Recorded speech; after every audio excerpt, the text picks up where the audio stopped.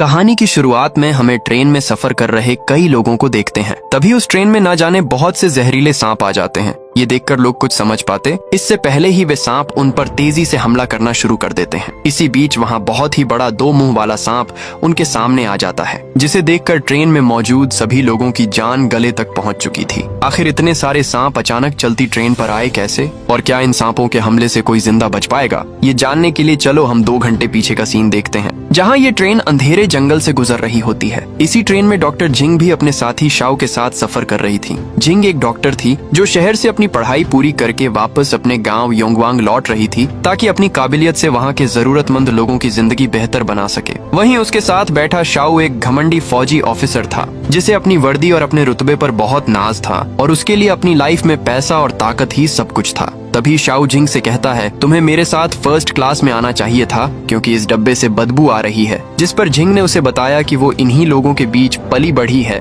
इसलिए उसे इन सब चीजों से कोई दिक्कत नहीं होती। पर उनकी इस छोटी सी बातचीत ने यह साफ कर दिया था कि उन दोनों की सोच में जमीन आसमान का फर्क है। खैर, अब ट्रेन अपनी रफ्तार में आगे बढ़ ही रही थी कि तभी ना जाने कहां से उस डिब्बे में एक छोटा सा सांप आ जाता है, जो धीरे धीरे रेंगता हुआ सीधा शाओ के कंधे पर चढ़ने लगता है। पहले तो शाओ को लगा कि जिंग ने उसके कंधे पर हाथ रखा है, लेकिन जैसे ही उसने पीछे मुड़कर देखा तो डर के मारे उसकी पैंट ही गीली हो जाती है। अब जैसे ही वो सांप शाओ पर हमला करने ही वाला था, तभी सेंग नाम के एक आदमी ने अपनी फुर्ती के साथ उस सांप को पकड़कर शाओ की जान बचा ली। और उस डिब्बे में मौजूद सभी लोग ये देखकर पूरी तरह से हैरान रह जाते हैं। दरअसल सेंग पेशे से एक सांप पकड़ने वाला था और यहाँ पर वो सांपों का अचार बेचने आया था। उसी वक्त वहाँ मौजूद एक लड़की ने जब उसके बारे में और जानना चाहा, तब सेंग ने बताया कि हम नागवंशी हैं और योगवान गांव के ही रहने वाले हैं। मगर शाओ ने बिना सोचे समझे सीधा सेंग पर इल्जाम लगाते हुए गुस्से में कहा, ये सांप पक्का तुम्हारा ही होगा और तुमने इसे यहाँ लोगों को डराने के लिए छोड़ा होगा। इस पर सेंग ने जवाब दिया, ये सांप बहुत ही खतरनाक किस्म के होते हैं, इसलिए इन्हें पालना तो दूर कोई अपने पास रखने की भी हिम्मत नहीं करता। तभी जिंग बीच में आकर शाओ को चुप करवाते हुए समझाती है कि उसे सेंग का शुक्रिया अदा करना चाहिए। इसके बाद जिंग ने सेंग को अपना परिचय दिया और उसकी ओर अपना हाथ भी बढ़ाया, पर सेंग ने ये कहकर उससे हाथ मिलाने से मना कर दिया कि मेरे हाथ गंदे हैं। इतना कहते ही वो अपना सामान उठाकर वहाँ से जाने ही वाला था कि तभी अचानक से ट्रेन को एक जोरदार झटके के साथ वहीं रोक दिया जाता है। ट्रेन के रुकते ही उस डिब्बे में एक अजीब सी खामोशी छा जाती है, लेकिन अगले ही पल ट्रेन की छत से कुछ अजीब सी आवाजें आने लगती हैं। आवाज सुनकर सबको लगा कि शायद डाकुओं ने ट्रेन लूटने के लिए ही रोकी होगी, लेकिन जो सच्चाई थी वो उनकी सोच से भी कई ज्यादा खतरनाक थी। उसी वक्त एक औरत ने हिम्मत करके जैसे ही खिड़की से बाहर देखने की कोशिश की, तभी पलक झपकते ही किसी अनजान चीज ने उसे ट्रेन से बाहर खींच लिया, जिसके कुछ ही सेकंड बाद उसका खून बहता हुआ खिड़की के शीशे को लाल कर देता है। ये भयानक मंजर देखकर सबकी आंखें फटी की फटी रह जाती हैं। उसी वक्त ट्रेन के मेन दरवाजे पर जोर जोर से पीटने की आवाजें आने लगती हैं, जिसे सुनकर सबकी सांसें अटक जाती हैं। अब जैसे ही एक आदमी ने हिम्मत जुटाकर आगे बढ़कर देखने की कोशिश की, तो अचानक एक सांप ने उस पर तेजी से हमला कर दिया। इसके बाद देखते ही देखते ट्रेन में बहुत सारे छोटे छोटे सांप आना शुरू हो जाते हैं और अंदर आते ही सांप लोगों पर तेजी से हमला करने लगते हैं। इस ट्रेन के डिब्बे में हजारों की तादाद में सांपों ने धावा बोल दिया था। इतने सारे सांप देखकर ट्रेन में मौजूद सभी लोग अपनी जान बचाने के लिए तेजी से भागना शुरू कर देते हैं, क्योंकि उन सांपों के सामने जो भी आ रहा था वो उनका बहुत बुरी तरह से शिकार बन रहा था। इसी बीच एक आदमी तेजी से ट्रेन से बाहर भागने की कोशिश करता है, लेकिन दरवाजे के पास सांपों का बहुत बड़ा झुंड उसे वहीं पर रोक लेता है। तभी एक दूसरा आदमी बाथरूम में छुपने की कोशिश करता है, पर सांपों ने उसे भी ढूंढ लिया। अब सभी लोग सांपों से बचने के लिए सावधान होकर आगे बढ़ने लगे, मगर वो सांप उनका पीछा छोड़ने का नाम नहीं ले रहे थे। ये देखकर सेंग ने चिल्लाते हुए सब लोगों से कहा, लहसुन चबाकर नीचे थूक दो, क्योंकि लहसुन की महक से सांप हमारे नजदीक नहीं आएंगे। एक पल के लिए उन्हें लगा कि शायद ये तरीका काम कर जाएगा और वे सब सांपों से बच जाएंगे, लेकिन तभी शाओ ने सेंग पर गुस्से में इल्जाम लगाया, तुम नागवंशी हो क्योंकि तुम इन सांपों को काबू कर सकते हो और तुमने ही उन्हें जानबूझकर उकसाया है। ये सुनकर जिंग ने उसे समझाया कि इतने मुश्किल वक्त पर तुम किसी पर ऐसे ही इल्जाम नहीं लगा सकते। जिंग शाओ को समझा ही रही थी कि तभी ट्रेन के दरवाजे पर बहुत ही तेजी से ठोकने की आवाज आई, जिसे सुनकर वहाँ मौजूद लोग बहुत बुरी तरह से घबरा गए। अब उस दरवाजे से एक ऐसी चीज सामने आई जिससे उनकी रूह तक कांप गई, क्योंकि ठीक उनके सामने एक बहुत ही बड़ा और 2 मुंह वाला अजगर उनकी ही तरफ बढ़ रहा था, जिसे देखते ही सब लोग अपनी जान बचाने के लिए पीछे हटना शुरू कर देते हैं। तभी सेंग ने जिंग को यहाँ से जाने को कहा। फिर सभी लोग मिलकर सामान इकट्ठा करने लगते हैं, ताकि वे लोग उस बड़े सांप को रोक सकें और दरवाजा बंद करके दूसरे डिब्बे में जाने के लिए भाग सकें। पर वो सांप सब कुछ तोड़ते हुए तेजी से उनकी ही तरफ बढ़ता आ रहा था। अब इस सब के दौरान कुछ लोग पीछे ही छूट जाते हैं, जिसकी वजह से वे दरवाजा खोलने के लिए चिल्लाना शुरू कर देते हैं, लेकिन उस घमंडी शाओ ने उनके लिए दरवाजा खोलने से साफ मना कर दिया। तब जिंग ने आगे बढ़कर दरवाजा खोला, जिससे उस पार के लोग जैसे तैसे अंदर आ पाए। अंदर आते ही वे लोग शाओ को उसकी इस घटिया हरकत के लिए बहुत ज्यादा गुस्सा करते हैं, लेकिन तभी एक आदमी ने देखा कि वो सांप अभी भी उनकी ओर बढ़ता चला आ रहा था, जिसे देखकर सबकी हालत खराब हो जाती है। फिर बिना वक्त गंवाए उन्होंने दरवाजे को रोकने के लिए सामान लगाना शुरू कर दिया, पर उस सांप ने एक ही झटके में दरवाजे को तोड़कर चूर चूर कर दिया। ये देखकर शाओ और उसके साथियों ने ऊपर गोलियां भी चलाईं, पर इसका कोई फायदा नहीं था। उस सांप को गोलियों का असर जरा सा भी नहीं हो रहा था। अब शेंग यहाँ पर समझदारी से काम लेता है। वो सबको ट्रेन की छत पर चढ़ने को कहता है और खुद अकेला पानी के प्रेशर से उस सांप को रोकने की कोशिश करने लगता है। दूसरी तरफ बाकी सब लोग ट्रेन की छत पर चढ़ चुके थे और वे तेजी से इंजन की तरफ जाने लगते हैं, क्योंकि इंजन की गर्मी ही सांपों को उनसे दूर रख सकती थी। इधर जैसे ही पानी आना बंद होता है तो उनकी ये मुसीबत और भी बढ़ जाती है। ये देखकर शेंग और उसके बाकी साथी भी तुरंत ट्रेन की छत पर जाने की कोशिश करते हैं, पर इसी बीच उस सांप की वजह से शाओ का एक साथी बुरी तरह से जख्मी होकर दर्द से तड़प रहा था और उसे इस तकलीफ से आजाद करने के लिए शाओ ने भारी मन से उसे गोली मार दी। इधर उस सांप ने भी छत पर आकर लोगों पर हमला करना शुरू कर दिया, जिसकी वजह से लोग घबराकर एक एक करके ट्रेन से नीचे गिर रहे थे।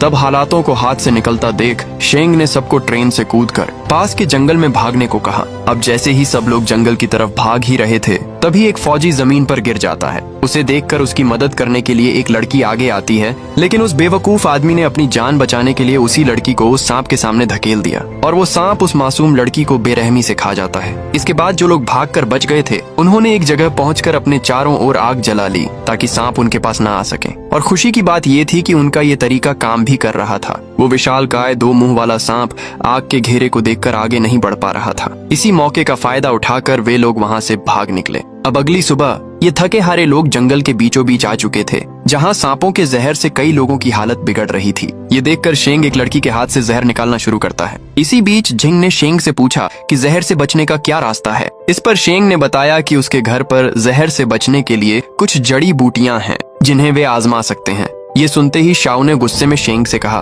पहले तुमने ही इतने सारे सांपों से हम पर हमला करवाया और अब अपनी दवाइयां बेचने के लिए हमें अपने घर ले जा रहे हो। पर शेंग के जवाब देने से पहले ही झिंग ने उसे डांटते हुए कहा कि अगर ये आदमी उन्हें नहीं बचाता तो आज उनमें से कोई भी जिंदा नहीं होता।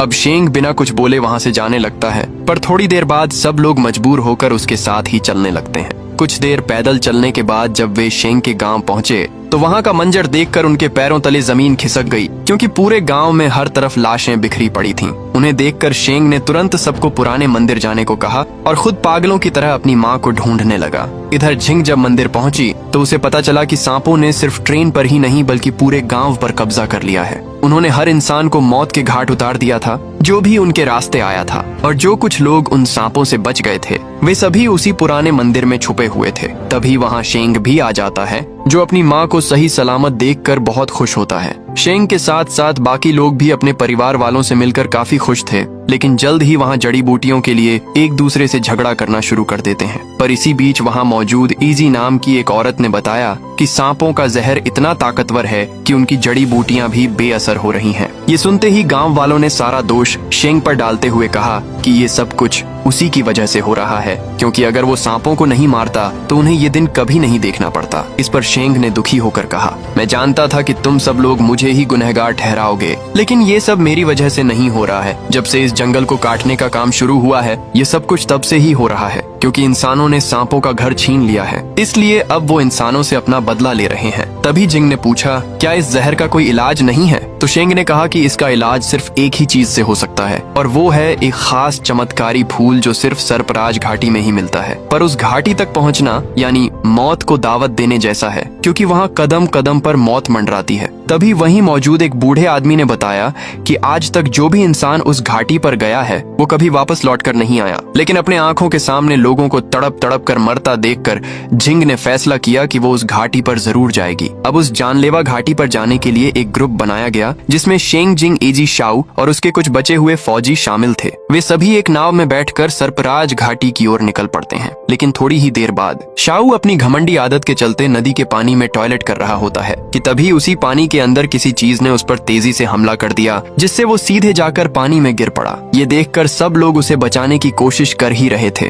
कि तभी पानी के अंदर से निकलकर उस 2 मुंह वाले सांप ने एक आदमी को एक ही झटके में निगल लिया, जिसे देखकर वहां मौजूद सभी लोग बुरी तरह डर चुके थे। और इसी हड़बड़ी में एक आदमी से गलती से नाव की रस्सी कट जाती है, जिससे सारे लोग पानी में गिर जाते हैं। लेकिन इजी ने अपने तीर से उस सांप पर वार करके उसे वहां से भगा दिया और वे सब लोग जल्दी जल्दी एक दूसरी नाव पर चढ़ गए, जबकि वो सांप उनके आसपास ही मंडरा रहा था। इसे देखकर शाओ ने गुस्से में उस सांप पर एक बम फेंकने की कोशिश की, पर गलती से वो बम उनकी ही नाव पर आकर गिर जाता है। ये देखकर सब लोग अपनी जान बचाने के लिए तुरंत पानी में कूद जाते हैं, पर उस बम के फटते ही उनकी नाव के चिथड़े चिथड़े उड़ जाते हैं। अब पानी से बाहर आकर सब इसके लिए शेंग को कोसने लगे, क्योंकि इस धमाके में शेंग के पास रखा हुआ नक्शा भी पूरी तरह से तबाह हो चुका था। इसलिए सब लोग घबराते हुए शेंग से पूछने लगे कि अब वे रास्ता कैसे ढूंढेंगे। तो शेंग ने कहा कि अगर हमें सरपराज घाटी जाना है तो हमें सरपराज मंदिर से गुजरना होगा। इसके बाद शेंग अपने अंदाजे से सबको आगे ले जाने का फैसला करता है, लेकिन शाओ के लोगों ने उस पर भरोसा करने से साफ मना कर दिया। तब जिंग ने शाओ से कहा, ये हमारी लड़ाई है और तुम्हें इसमें अपनी जान देने की कोई जरूरत नहीं है। बस इतना कहते ही वो भी बाकी लोगों के साथ आगे बढ़ जाती है, मगर अपने लोगों को पीछे हटते और जिंग को आगे जाता देख शाओ ने अपने साथियों से कहा, अगर तुम लोग डरपोक हो तो तुम यहीं रहो, पर मैं तो जा रहा हूँ। इतना कहते ही वो भी जिंग के पीछे चल पड़ा। इसके बाद ये सभी लोग घनी झाड़ियों से होते हुए आगे बढ़ ही रहे थे कि तभी उन्हें रास्ते में एक आदमी की डेड बॉडी दिखाई दी, जिसे उन खतरनाक सांपों ने ही मारा था। और साथ ही वहीं पास में शाओ को सांप के अंडे भी दिखाई दिए, पर शाओ गुस्से में आकर उन सभी अंडों को एक लात में तोड़ देता है। मगर शाओ की इस हरकत की वजह से शेंग ने गुस्से में आकर उसे कहा, पहले तो तुमने नदी में टॉयलेट करके सांप को बुलाया और अब यहाँ सांपों के अंडे तोड़ दिए, क्योंकि वो सांप पहले से ही काफी गुस्से में है और तुम ये सब करके उसे और भी ज्यादा गुस्से में ला रहे हो। पर शाओ शेंग की बातों को नजरअंदाज करते हुए वहीं फिर से टॉयलेट करने लगता है, लेकिन इस बार उसकी गलती की सजा उसे तुरंत मिल जाती है, क्योंकि एक सांप आकर पीछे से उसे तेजी से काट लेता है और वो जोर जोर से चिल्लाना शुरू कर देता है। शाओ की चिल्लाने की आवाज सुनकर उसके दोनों सिपाही आकर उस सांप को बीच से काट डालते हैं। तभी शेंग ने कहा कि इसका जहर जल्दी ही निकालना होगा, नहीं तो सांप का जहर इसके पूरे शरीर में फैल जाएगा। पर कोई भी अपने मुंह से जहर निकालने को तैयार नहीं था, इसलिए झिंग एक डॉक्टर होने का फर्ज निभाते हुए जहर निकालने को राजी हो जाती है। पर तभी शेंग ने उसे रोकते हुए अपने एक औजार से शाओ का जहरीला खून बाहर निकाल दिया। अब इसके बाद वे लोग वहाँ से आगे बढ़ते हुए एक ऐसी जगह पहुँचे जहाँ हर तरफ सिर्फ मकड़ी के जाले थे और उनमें इंसानों की लाशें लटकी हुई थीं, जिन्हें देखकर इजी ने सबको खामोश रहने की सलाह देते हुए कहा, उन्हें छूने की जरा सी भी गलती मत करना, नहीं तो हम सब बहुत ही बड़ी मुसीबत में फंस जाएंगे। पर तभी शाओ के एक साथी से गलती से एक गोली चल जाती है, जिसके तुरंत बाद एक लाश नीचे गिर जाती है और देखते ही देखते उस लाश में से हजारों की तादाद में जिंदा छोटी छोटी मकड़ियां निकलकर उन पर तेजी से हमला करने के लिए दौड़ पड़ती हैं। ये देखकर सब लोग अपनी जान बचाकर वहां से भागने लगते हैं, लेकिन इस भगदड़ में एक फौजी मकड़ियों की चपेट में आ जाता है। उसे देखकर झिंग उसकी मदद करने के लिए उसके पास जाती है, पर उस आदमी ने उसे दूर धकेल दिया, क्योंकि अब वो जानता था कि वो किसी भी कीमत पर बच नहीं पाएगा। इसके अगले ही पल उन मकड़ियों ने उसके शरीर को काट काट कर उसे वहीं पर मार डाला। इसके बाद बाकी लोग एक पुराने मंदिर में पहुंचे, जहां अजीबोगरीब मूर्तियां बनी हुई थीं। इस पर शेंग ने बताया कि ये सांपों के देवता का मंदिर है, और साथ ही उसने ये भी बताया कि आज से 10 साल पहले गांव में सांपों ने ऐसे ही हमला किया था, जिसके डर की वजह से लोगों ने इस मंदिर को हमेशा के लिए बंद करवा दिया था। इसी बीच अचानक से झिंग की तबीयत बिगड़ने लगती है। तभी शेंग को एहसास होता है कि उसे भी एक मकड़ी ने काट लिया था। ये देखकर उसने शाओ को थोड़ी बहुत लकड़ियां लाने को कहा, क्योंकि झिंग की तबीयत ठीक करने के लिए उन्हें गर्म पानी की सख्त जरूरत थी। अब इसके कुछ देर बाद जब झिंग गर्म पानी से भरे एक बड़े डब में बैठी हुई थी, तो उसे लगा कि कोई उसे छुपकर देख रहा है। साथ ही किसी ने उस पानी में एक सांप भी छोड़ दिया था, जिसे देखते ही झिंग डर के मारे तेजी से चिल्लाना शुरू कर देती है। झिंग की चीख सुनकर शेंग दौड़ता हुआ उसके पास आता है और उस सांप को पकड़कर बाहर निकाल देता है। लेकिन इसी बीच वहाँ शाओ भी आ जाता है और वो गलत समझ लेता है कि शेंग झिंग के साथ कोई गलत हरकत कर रहा है। अब जैसे ही झिंग ने समझाया कि शेंग सिर्फ उसकी मदद के लिए यहाँ आया था, ये सुनकर शाओ शर्मिंदा होकर रोते हुए वहाँ से बाहर चला जाता है। तभी झिंग ने शेंग को रोका, क्योंकि उसे शेंग से कुछ बात करनी थी और उनकी बातों से पता चला कि झिंग गांव वालों की भलाई के लिए इस गांव में ही रुकना चाहती थी, जबकि शेंग इस जिंदगी से थक चुका था और सब कुछ छोड़कर यहाँ से बहुत दूर जाना चाहता था। दूसरी तरफ हम एक लड़के को देखते हैं जिसे खिड़की के पास से गुजरी एक परछाई दिखाई देती है, जिसे देखकर उसके साथ मौजूद लोग बहुत ज्यादा डर जाते हैं। पर उसी वक्त वहाँ की सारी मोमबत्तियां एक एक करके बुझना शुरू हो जाती हैं और अंधेरे का फायदा उठाकर किसी ने उन पर तेजी से हमला कर दिया, जिससे सब लोग एक जाल में कैद हो जाते हैं। तभी शेंग ने एक चाकू की मदद से खुद को आजाद किया और घबराते हुए झिंग को ढूंढते ढूंढते सीधा उसके कमरे में गया। पर हैरानी की बात ये थी कि झिंग वहाँ से गायब हो चुकी थी। इसी दौरान शेंग को एक खुफिया दरवाजा मिला। उसके अंदर जाकर उसने देखा कि एक लकड़ी के संदूक से आवाज आ रही थी। आवाज सुनकर वो उस संदूक को खोलने ही वाला था कि तभी एक बौना आदमी उस पर चाकू तानकर खड़ा हो गया। इसी बीच शाओ पीछे से आकर उस बौने आदमी पर बंदूक तान देता है। इसके बाद शेंग ने उस संदूक से झिंग को बाहर निकाला और जब उन्होंने उस आदमी से पूछताछ की तो उन्हें पता चला कि वो असल में एक शिकारी था जो सांपों का शिकार करता था। और जब शेंग ने उससे नागफूल के बारे में पूछा तो उस बौने आदमी ने कहा, मुझे सब कुछ पता है लेकिन वो नागफूल मुझे भी चाहिए। ये सुनकर सब लोग उसकी ये शर्त मान जाते हैं। इसके बाद वो बौना आदमी सबको एक खुफिया गुफा में ले जाता है और जैसे ही वो उस गुफा के अंदर गए तो उन्होंने देखा कि गुफा की छत पर हजारों की तादाद में खून पीने वाले चमगादड़ उल्टे लटके हुए थे, जिन्हें देखकर वे लोग बिना कुछ आवाज किए धीरे धीरे वहाँ से निकल गए। कुछ दूर जाने के बाद वे एक जगह पहुँचे जहाँ उनके ठीक सामने एक बहुत ही गहरी खाई थी, जिसे एक टूटे हुए पुल के ऊपर से गुजरकर पार करना था। अब सबसे पहले वो बौना आदमी उस टूटे हुए पुल से गुजरता है, फिर बाकी लोग भी एक एक करके उस पुल को पार करने लगते हैं। लेकिन इसी बीच एक आदमी का बैलेंस बिगड़ने की वजह से उसका सूटकेस खुल जाता है, जिससे उसके सारे पैसे खाई में गिर जाते हैं और वो आदमी अपने पैसों के लिए पागलों की तरह जोर जोर से चिल्लाने लगता है। पर उसी वक्त पुल भी टूटने लगता है और उस आदमी के चिल्लाने से गुफा में मौजूद सभी चमगादड़ जाग जाते हैं। तभी अपने बॉस को बचाने के लिए शाओ के एक साथी ने पुल को मजबूती से पकड़ लिया और अपने बॉस के लिए उसने अपनी कुर्बानी दे दी। और शाओ को भी अपने साथी को मरता हुआ देखकर काफी ज्यादा बुरा लग रहा होता है, जबकि उस बौने आदमी का कहना था कि असली खतरा तो अब शुरू होगा। खैर, अब आगे जाकर सबको दो रास्ते मिलते हैं, जिन्हें देखकर सब दो गुटों में बंट जाते हैं, जिनमें से एक टीम को शेंग रास्ता दिखा रहा था और दूसरी टीम को वो बौना आदमी। कुछ देर बाद शेंग को वो नागफूल भी दिखाई दे जाता है, लेकिन वो फूल एक ऐसी चट्टान पर था जिसके नीचे जहरीले सांपों से भरी खाई थी। पर फिर भी उसने हिम्मत करके उस खाई के ऊपर से छलांग लगा दी और शाओ को दूसरी टीम को बुलाने के लिए भेज दिया। इधर उस धोखेबाज बौने आदमी ने बाकी लोगों को सीधा उस दो मुंह वाले सांप के सामने ले जाकर खड़ा कर दिया। उन्हें देखते ही वो सांप उन पर तेजी से हमला करना शुरू कर देता है। तभी एजी ने अपनी जान पर खेलकर उसका ध्यान अपनी ओर खींच लिया और अपने साथियों को वहाँ से भागने को कहा, लेकिन बाहर जाने का रास्ता बंद था, इसलिए उसने तीरों से हमला करके उस सांप को उकसाया और जैसे ही वो सांप उसे मारने के लिए आगे बढ़ा वो तुरंत सामने से हट गई, जिससे सांप सीधे जाकर दीवार से टकराया और उसकी जोरदार टक्कर से रास्ता खुल जाता है। इसी मौके का फायदा उठाकर उसके सभी साथी बाहर निकल गए। पर अफसोस की बात ये थी कि इजी पहले ही उस सांप की चपेट में आ चुकी थी, मगर उसने मरने से पहले अपने साथी से कहा, मेरे बेटे का ख्याल रखना। दूसरी तरफ शेंग एक नाग फूल तोड़ रहा था, पर तभी एक फौजी ने कहा, पूरे फूल ही तोड़ लो क्योंकि ये हमें बहुत मुश्किल से मिला है। लेकिन शेंग ने उसे मना करते हुए कहा कि वो दो मुंह वाला सांप इसी नागफूल से जिंदा रहता है। पर इसी बीच वहाँ वो बौना आदमी आ जाता है और वो भी शेंग से सारे फूल तोड़ने को कहता है। लेकिन जैसे ही शेंग ऐसा करने से मना करता है तो उस बौने आदमी ने शाओ के पैर में गोली मार दी और कहा, जल्दी करो नहीं तो मैं झिंग को भी मार दूंगा। उसी वक्त जब शेंग ने उससे अपने बाकी साथियों के बारे में पूछा तो उसने साफ झूठ बोल दिया कि उस दो मुंह वाले सांप ने उन सबको खा लिया है। अब शेंग को ना चाहते हुए भी सारे नागफूल तोड़ने पड़ते हैं।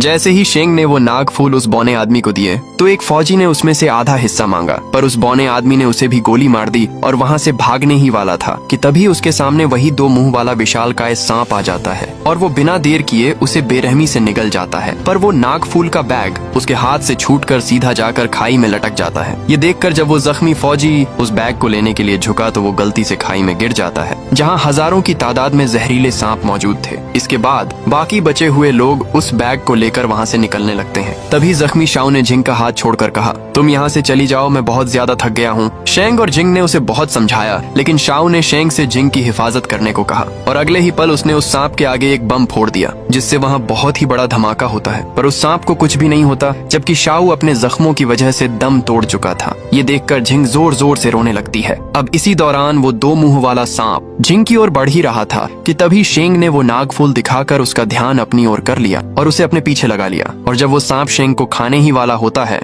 तभी झिंग ने तेजी से चिल्लाकर उसका ध्यान भटका दिया और फूल का बैग अपने साथ लेकर एक जगह जाकर छुप जाती है। पर उस सांप ने झिंग को ढूंढ लिया था और वो दो मुंह वाला सांप ठीक ठीक उसके सामने होता है, जिसे देखकर झिंग बहुत ज्यादा डर जाती है। वो सांप उस पर हमला करने ही वाला था, तभी वहाँ शेंग आकर उसे वहाँ से ले जाता है। इसके बाद शेंग उस सांप को अपने पीछे लगाकर गोल गोल घूमने लगता है। वो ये इसलिए कर रहा था क्योंकि उसने किताब में पढ़ा था कि ऐसा करने से सांप को काबू किया जा सकता है। अब कुछ देर भागने के बाद वो अचानक से रुक जाता है और जैसे ही वो सांप उस पर हमला करने के लिए ऊपर उठता है, तभी शेंग झट से नीचे कूद जाता है, जिसकी वजह से वो सांप गलती से अपनी ही पूंछ को काट लेता है और वो बुरी तरह जख्मी हो जाता है। इसी मौके का फायदा उठाकर शेंग ने तुरंत अपनी तलवार निकालकर उस सांप को वहीं खत्म कर दिया। अब बचे हुए 3 लोग उस गुफा से बाहर निकलने लगते हैं और इसी सीन के साथ ये कहानी यहीं पर खत्म होती है। वीडियो अच्छी लगी तो एक लाइक करना और चैनल को सब्सक्राइब जरूर करना।